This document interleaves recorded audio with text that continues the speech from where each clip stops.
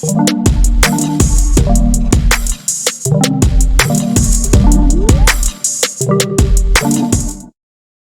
दोस्तों, तो मेरा नाम है श्रेयस और आज हम बात करेंगे नीट 2025 की, जिसमें केवल 8 महीने बचे हैं। एंड आप सबके दिमाग में ऑब्वियसली टेंशन चल रहा होगा कि नेक्स्ट ईयर कैसा पेपर आएगा, क्या कट ऑफ होगा, पेपर टफ आएगा, इजी आएगा, एंड कट ऑफ बहुत हाई जाएंगे या कंपटीशन हर साल बढ़ते जा रहा है। How do I go about preparing it? So आज आपके सारे वरीज दूर करेंगे और चलिए वीडियो शुरू करते हैं। अब मैं ये नहीं कह रहा कि आप सब नहीं पढ़ रहे होंगे। सीरियस एस्पिरेंट्स अगर आप हैं तो आप ऑब्वियसली पढ़ना शुरू कर चुके होंगे, या अगर अभी तो कोई थोड़ा उसे इजी भी ले रहा था तो आप भी शुरू कर दीजिए पढ़ना। And now you have to step the foot on the pedal. So आपको अभी एक्सेलरेटर दबाना है। Let's go. आपको कंसिस्टेंटली अब रोज पढ़ना है और रोज का आपको एक फिक्स शेड्यूल फॉलो करना है। बस 8 महीने की बात है। एक बार नीट के बाद आपकी लाइफ कहाँ से कहाँ जाती है, that is you can not imagine that. It's just a different life and without any tension. So 8 महीने अपना सारा एफर्ट लगा देना है और बिल्कुल भी लेजी नहीं होना है। एक प्रॉपर हम स्ट्रैटेजी उसकी फॉलो करेंगे और हर सब्जेक्ट वाइज मैंने अपने एक वीडियो में भी पिछले वीडियो में बताया था, सेकेंड लास्ट वीडियो में, कि आपको कैसे सब्जेक्ट वाइज स्ट्रैटेजी फॉलो करनी है। तो आज हम थोड़ा अपना डिस्कस करेंगे हाउ अबाउट कि हमें कैसे टाइमलाइन एक फॉलो करनी है, कैसे मंथ वाइज हमारा क्या अपना प्रिपरेशन स्ट्रैटेजी होना चाहिए, कब तक हमें सिलेबस वो सब खत्म करना चाहिए। मेरे एलन के क्लासेस एलन कोटा में मैं पढ़ता था। एलन कोटा के हमारे क्लासेस स्टार्ट हुए थे मई के एंड में, 31 मई को 2023। तब से लाइक हमारे क्लासेस स्टार्ट हुए एंड हमारा सिलेबस जाके फरवरी में खत्म हुआ था, लाइक काइंड ऑफ मिड फरवरी। फरवरी में सिलेबस खत्म हुआ। उसके बाद भी हमें 2 महीने आराम से 2.5 मंथ्स मिले थे to like keep revising a chapters and मतलब एकदम परफेक्ट कर लेना सब कुछ। वो तो कोचिंग वालों का एक होता है कि आपका सिलेबस फरवरी तक, कभी मार्च तक खत्म करेंगे, बट आपको उनसे आगे चलना है।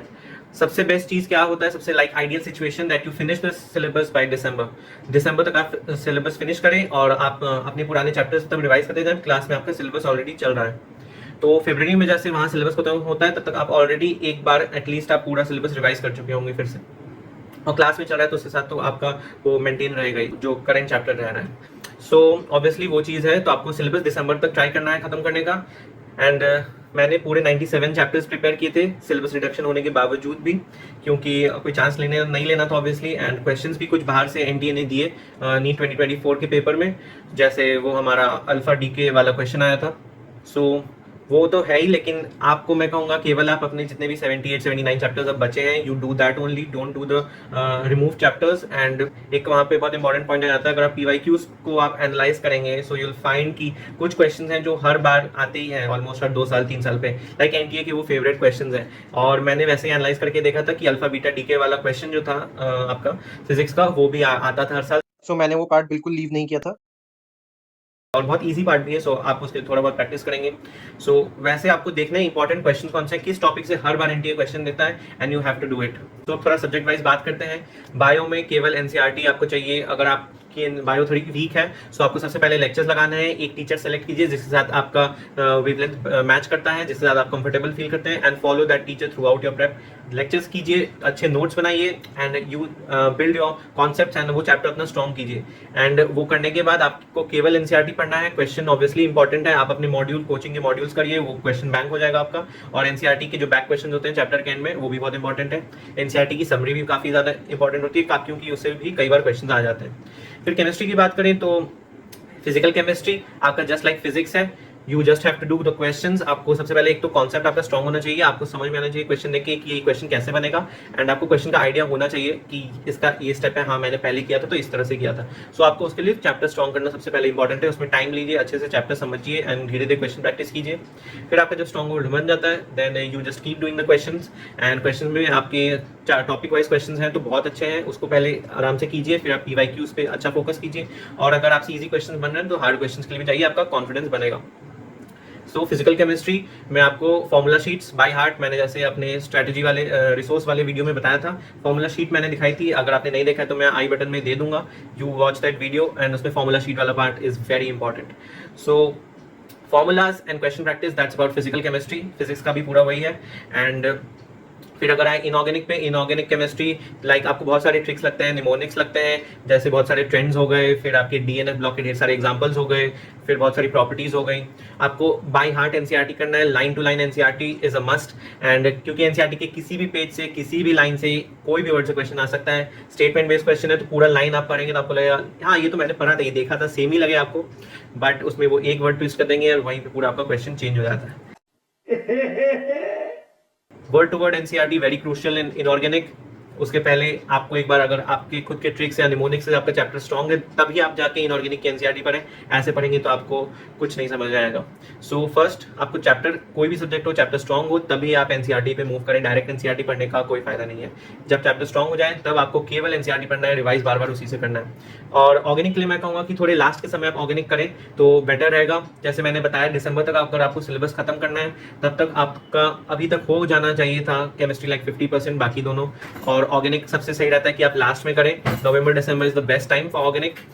सो वो आपको फॉलो करना है क्योंकि ऑर्गेनिक बहुत ज़्यादा याद करने वाला चीज़ है। You have to remember lot of things and हमारा ह्यूमन टेंडेंसी रहता है चीज़ें भूलने का एंड वो आपके कंट्रोल में नहीं होता, तो आपको बार बार रिवाइज करना होता है। एंड ऑर्गेनिक आप लास्ट में करें तो सबसे सही रहता है। सो ये हो गई हमारी सब्जेक्ट वाइज बात, और मैंने और डिटेल में आपको अपना पूरा मॉड्यूल वो सब दिखा के उस वीडियो में डिस्कस किया है, बुक्स एंड रिसोर्सेज वाले वीडियो में।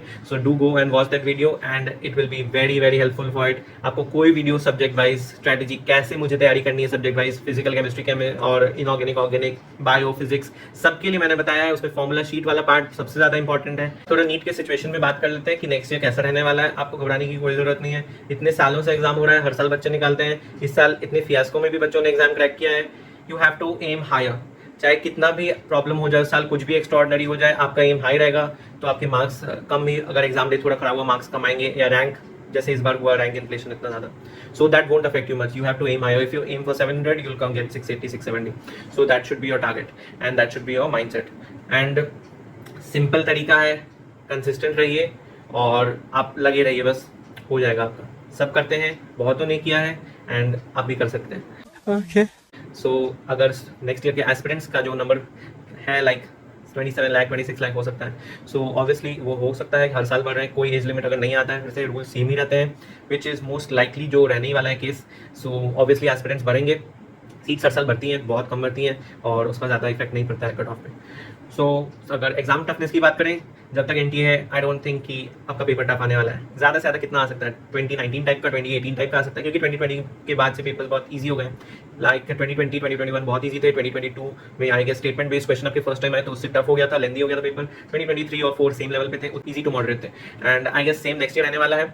एंड जो आपके रिपोर्ट्स बहुत सारे हैं कि आपका प्रीलिम्स हो सकता है नीट का, स्टूडेंट्स को उसमें से सेलेक्ट करेंगे प्रीलिम्स में से, एंड लाइक 10-12 लाख स्टूडेंट जो प्रीलिम्स पास करते हैं, एंड फिर आपका मेन एग्जाम होगा, जिस तरह से आपका जेईई मेंस और एडवांस होता है। और प्रीलिम्स आपका रिटन होगा ओएमआर बेस्ड, एंड आपका अगर फिर मेंस होता है, अगर ये सिस्टम रहता है तो फिर मेंस हो सकता है आपका कंप्यूटर बेस्ड हो जाए। हालांकि ये सिस्टम जाने के बहुत कम चांसेस, 5 to 10%, मैं नहीं कह रहा चांसेस बिल्कुल नहीं है, हो सकता है, लेकिन इंप्लीमेंट करने में टाइम लगेगा। सो मोस्ट लाइकली आपका ओएमआर बेस्ड हर साल जैसा जैसा पेपर होता है, it will be the same. So yeah that's it, and फिर आपसे मिलते हैं नेक्स्ट वीडियो में। एंड वीडियो पसंद आया हो तो लाइक करें। नीट की गाइडेंस चाहिए, अगर आप मुझसे जुड़ना चाहते हैं तो चैनल सब्सक्राइब करिए, और कुछ भी आपकी क्वेरी हो तो आप अपने कमेंट सेक्शन में पूछ सकते हैं। आपको किस टाइप का वीडियो चाहिए, किसी भी टॉपिक पे चाहिए तो आप बता सकते हैं कमेंट सेक्शन में। So yeah that's it about this video and hope you liked it. So meet you all in the next one, bye bye.